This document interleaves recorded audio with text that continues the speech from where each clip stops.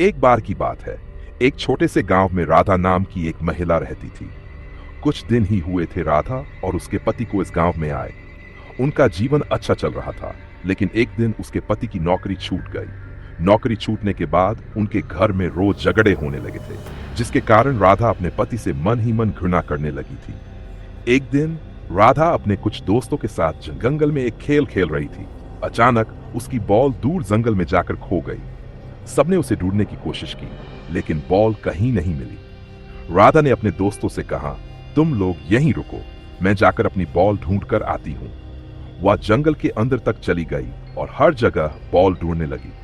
खोजते खोजते वह एक छोटी सी गुफा के पास पहुंची, जहां उसे बॉल पड़ी हुई दिखाई दी। जैसे ही उसने बॉल उठाने के लिए हाथ बढ़ाया, तभी गुफा के भीतर से एक मेंढक कूदकर बाहर आ गया और बोला, अरे रुको, ये बॉल मुझे भी बहुत पसंद है। क्या तुम इसे पाने के लिए मेरी थोड़ी मदद करोगी?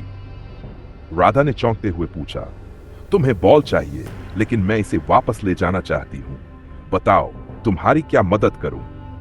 मेंढक ने दुखी स्वर में कहा, दरअसल मैं यहाँ एक जादुई जेल में फंसा हूं। अगर तुम मुझे इस जेल से आजाद कर दो, तो मैं तुम्हारी बॉल तुम्हें खुशी खुशी दे दूंगा और तुम्हें 3 वरदान भी दूंगा। राधा ने मेंढक से कहा, मैं तुम्हें इस जादुई जेल से कैसे आजाद कर सकती हूँ? राधा के सवाल पर मेंढक ने गहरी सांस लेते हुए कहा, यह जादुई जेल काफी पुराना और शक्तिशाली है और इसे तोड़ना आसान नहीं है, लेकिन इसमें एक खास कमजोरी है। इस जेल में एक मंत्र फंसा हुआ है जो तभी काम करेगा जब कोई इंसान अपने दिल से 3 बार मुक्ति शब्द बोले।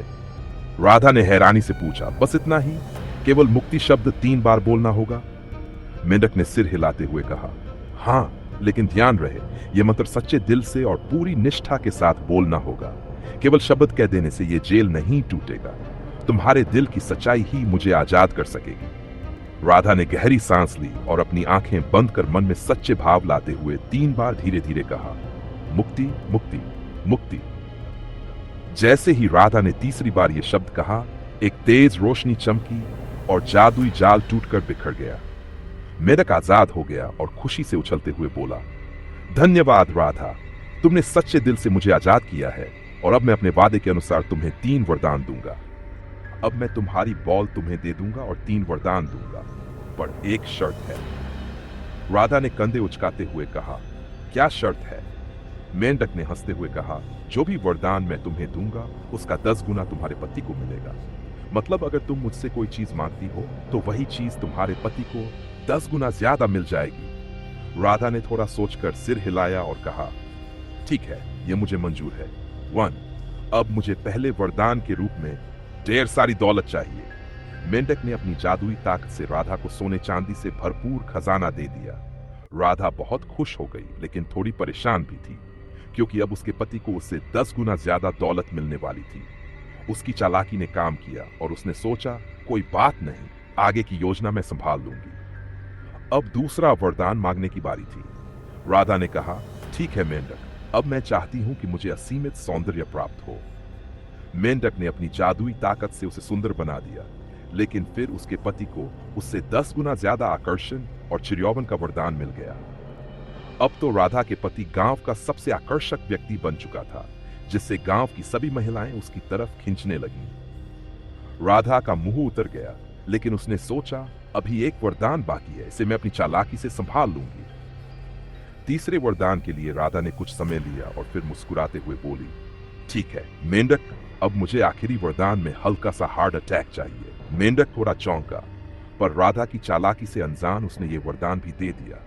जैसे ही राधा को थोड़ा सा हार्ट अटैक आया, उसके पति को उससे 10 गुना ज्यादा हार्ट अटैक आया। अब राधा मन ही मन मुस्कुरा रही थी और खुश होकर अपने घर आई। लेकिन ये क्या? जब घर पहुंची तो उसने देखा कि घर के सामने सफेद कपड़े पहने बहुत सारे लोग खड़े थे। ये देखकर वह सहम गई और दौड़कर घर के अंदर गई। उसने देखा कि उसके पति का शरीर फर्श पर पड़ा है।